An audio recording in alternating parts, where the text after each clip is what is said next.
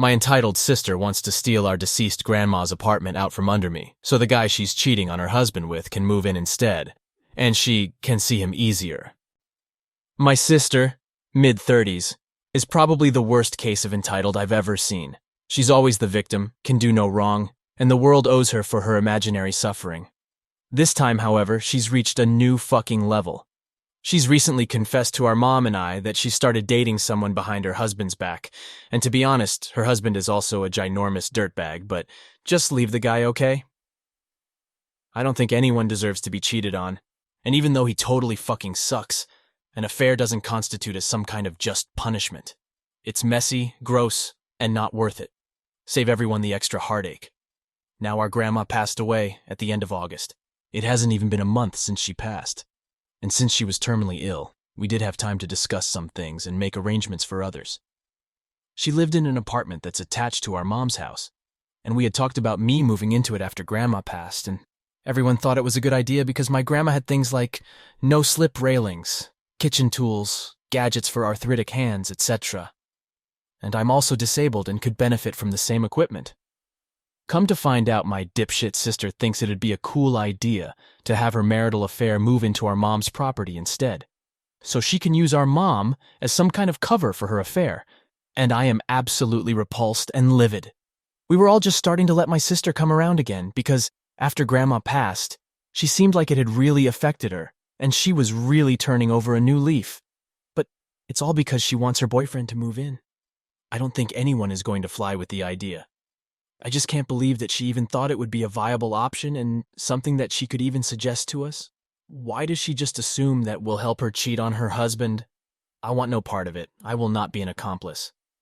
Also, her justification for suggesting he move in is because OP doesn't seem to be in much of a rush to get up there. Like, yeah? I found our grandma, deceased, less than a month ago.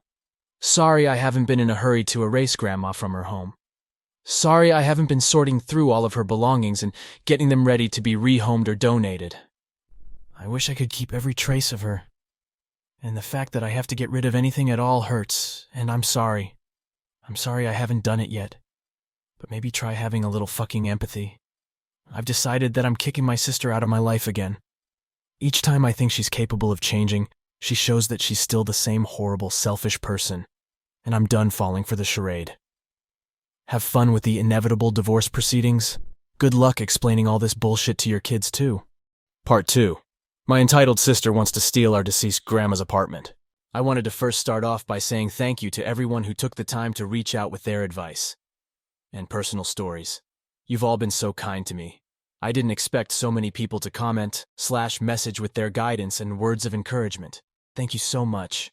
I appreciate all of you. Secondly, I want to apologize for being MIA these past couple days, but it's only because there's been some good developments. 3.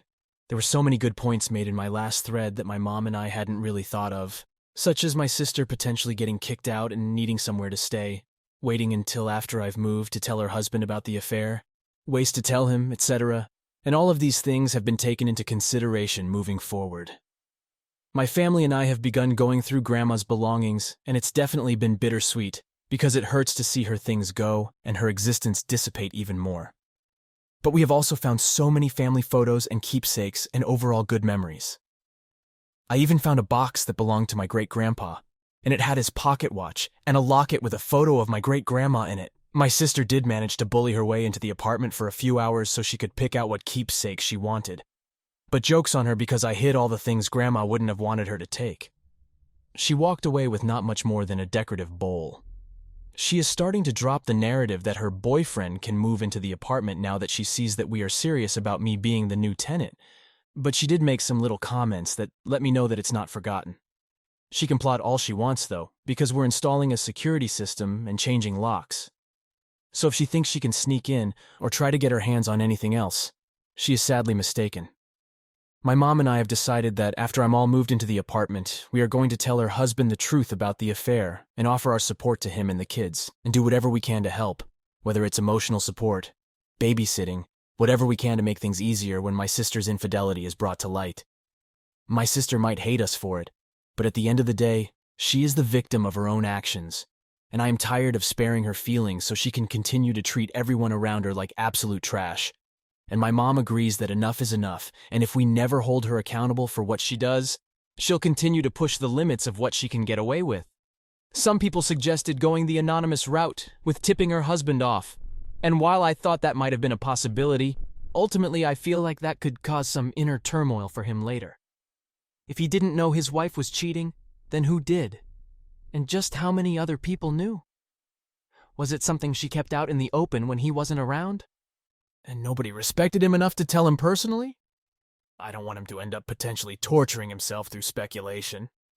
Anyways, I think that's all there is to tell you guys for now. I just wanted to let you all know where some things have ended up, where they're headed, and thank you for the outpouring of support.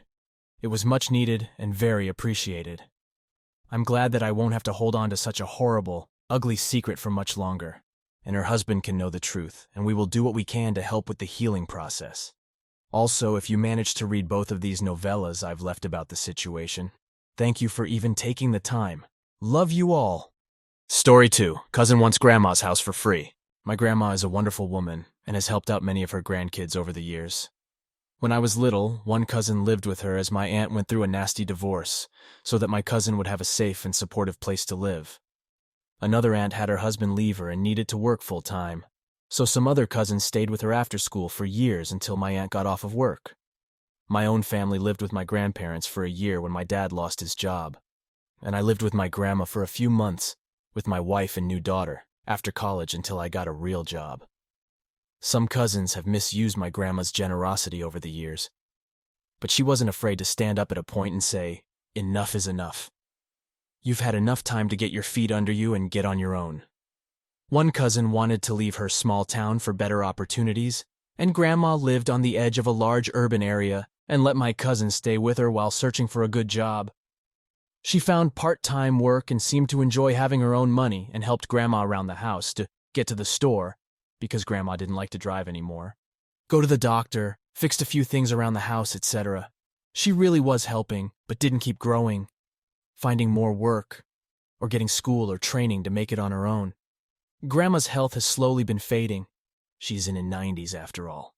And Grandma's children decided that she was going to live with one of them until she needed either more care or passed, and at least one child can be there with her when that happens. To help pay for the possible specialty care, they're going to sell Grandma's house. Cousin is pissed. She's been saying things like, "You can't take away my house, and you're throwing me on the street." Her sisters tried reaching out to her, and it turns out she really thought that by fixing the fence and some other things, that the family would be grateful and let her just live in the house forever. The rest of the cousins are thinking, what makes you so special to get a 4-bedroom house all to yourself, and the rest of us get what for an inheritance? Now, I don't expect anything from my grandparents, Will.